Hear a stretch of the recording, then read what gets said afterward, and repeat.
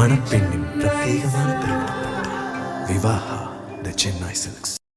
மதுரை என்றாலே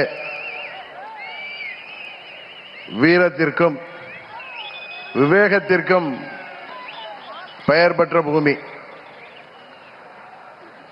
மதுரை என்றாலே நமக்கு பாண்டிய மன்னர்களும் தமிழ் சங்கங்களும் தான் நினைவிலே வரும். எப்பேற்பட்ட மதுரை மாநகரிலே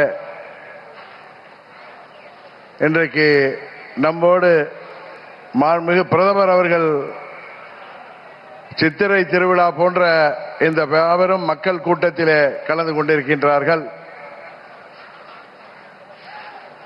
மதுரை என்றாலே புரட்சி தலைவர் எம்ஜிஆர் அவர்கள் நடித்த மதுரை மீட்ட சுந்தரபாண்டியன் ஞாபகத்திற்கு வரும். மதுரை மீட்ட சுந்தரபாண்டியன் அவர்கள் அடிமைப்பட்டு கிடந்த மதுரை பாண்டிய நாட்டை மீட்டெடுத்து கிட்டத்தட்ட 1200 ஆண்டுகளுக்கு முன்பு ஆட்சியை நிறுவினார். புரட்சி தலைவர் அவர்கள் நடித்த படம் என்பதால் அது பட்டி தொட்டியெல்லாம் மதுரை மீட்ட சுந்தரபாண்டியனை எல்லோருக்கும் தெரியும். ஆனால் அதற்கு முன்னாலே கிட்டத்தட்ட 1500 ஆண்டுகளுக்கு முன்பு வாழ்ந்த ஒரு மாமன்னனை பலருக்கு தெரியாது. அன்றைக்கு தமிழ்நாட்டிலே ஆட்சி செய்த களப்பிரர்கள் ஆட்சியில கிட்டத்தட்ட 300 ஆண்டுகள் சேர சோழ பாண்டியர்கள் ஆட்சி வீழ்ந்து களப்பிரர்கள் எங்கிருந்தோ வந்தவர்கள், அவர்களை வரலாற்று நிபுணர்கள் பழங்குடியினர் என்கிறார்கள், கர்நாடகாவிலிருந்து வந்தவர்கள் என்கிறார்கள். 300 ஆண்டுகள் இங்கே போர் தர்மத்தை விட்டுவிட்டு அவர்கள் கொரில்லா போர் தாக்குதலிலே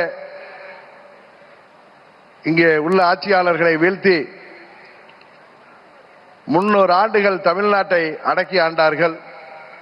அந்த காலம் இருண்ட காலம் என்று வரலாற்றிலே சொல்லப்படுகிறது. அந்த இருண்ட காலத்தை, அந்த களப்பிரர்களை முறியடித்து மதுரை தேசத்தை மீட்டெடுத்த ஒரு மாபெரும் வீரர் கடுங்கோன் பாண்டியன். அந்த கடுங்கோன் பாண்டியனாக நமது பாரத பிரதமர் அவர்கள் இங்கே நம்மோடு அமர்ந்திருக்கின்றார்.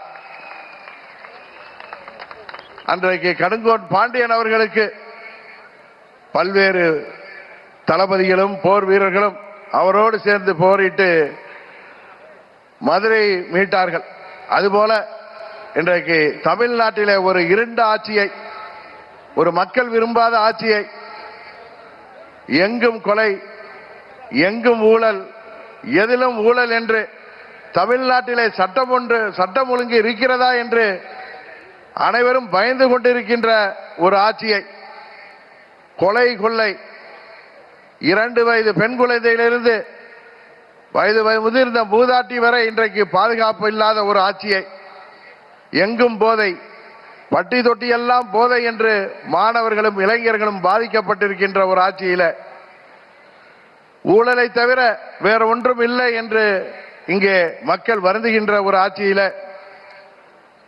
இன்னும் சொல்ல போனால் அனைத்து நிலை மனிதர்களும், அனைத்து நிலை மக்களும், விவசாயிகள் முதற்கொண்டு அனைத்து நிலை மக்களும் தெருவிற்கு வந்து போராடுகின்ற, தேர்தல் வாக்குறுதிகளை எல்லாம் நிறைவேற்றாத இந்த இருண்ட திமுக ஆட்சியை வீழ்த்துவதற்கு மாண்புமிகு பிரதமர் அவர்களுக்கு உறுதுணையாக நமது அனைத்து இந்திய அண்ணா திராவிட முன்னேற்ற கழகத்தின் பொதுச் செயலாளரும் எதிர்க்கட்சி தலைவருமாகிய மாண்புமிகு அண்ணன் இபிஎஸ் அவர்களும், பாட்டாளி மக்கள் கட்சியின் தலைவரும் முன்னாள் மத்திய அமைச்சருமாகிய திரு அன்புமணி ராமதாஸ் அவர்களும், தமிழ் மாநில காங்கிரஸ் கட்சியின் தலைவர் அன்பு சகோதரர் ஜி.கே. வாசன் போன்றவர்களும் இங்கே அவருக்கு கரம் கோர்த்து இந்த மக்கள் விரோத திமுக ஆட்சியை வீழ்த்துவதற்காக 1500 ஆண்டுகளுக்கு முன்பு மீண்டும் இங்கே சரித்திரம் திரும்பி இருக்கிறது என்பதை இந்த நேரத்திலே நிறைவு கூற கடமைப்பட்டிருக்கின்றேன். இன்னும் சொல்ல போனால் இன்றைக்கு இந்த திமுக ஆட்சியில எத்தனையோ ஊழல்கள், எத்தனையோ முறைகேடுகள் அவர்களால் மறைக்கப்பட்டாலும் அவையெல்லாம் இன்றைக்கு ஊடகங்கள் மூலம் வெளிவந்து கொண்டுதான் இருக்கின்றன என்பது எல்லோருக்கும் தெரியும். ஏழை எளிய மக்களை எப்படியாவது விலை கொடுத்து வாங்கிவிடலாம், எப்படியாவது மீண்டும் திமுக ஆட்சியை அமைத்து அந்த குடும்பத்தின் வாரிசாகிய உதயநிதி ஸ்டாலினுக்கு முடிசூட்டி விடலாம் என்று தமிழ்நாட்டு முதல்வர் அவர்கள் கங்கணம் கட்டி கொண்டிருக்கின்றார்.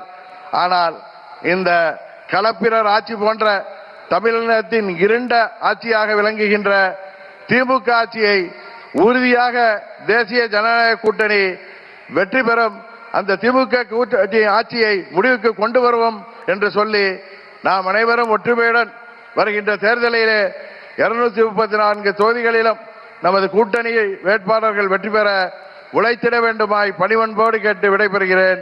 நன்றி, வணக்கம். மணப்பெண்ணின் பிரத்யேகமான திருமணம் விவாஹா தி சென்னை சில்க்ஸ்.